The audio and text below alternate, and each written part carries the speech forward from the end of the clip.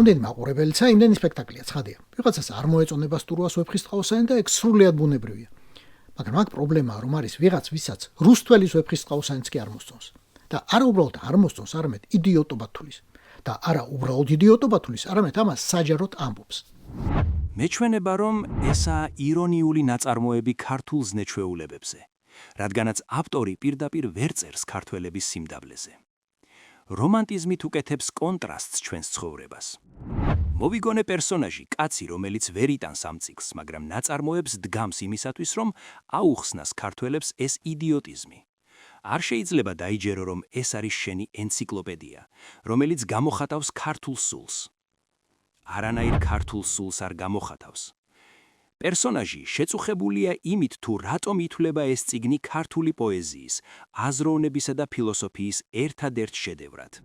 დიდი იმედი მაქვს, რომ პერსონაჟს, რომელიც ვეფხისტყაოსანს იდიოტობას უწოდებს, ამ სპექტაკლზე არ შეუშვებენ და საერთოდ თეატრში არ მიუშვებენ, მით უმეტეს რუსთაველის სახელობის თეატრში.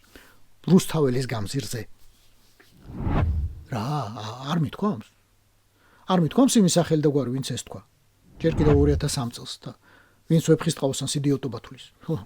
ბოდიში. რობერტ სტურუა მის სახელი და გვარი. კომპარტიის წევრი 1965 წლიდან საქართველოს საბჭოთა სოციალისტური რესპუბლიკის უმაღლესი საბჭოს დეპუტატი და შრომის წითელი დროშის ორდენის საპატიო კავალერი.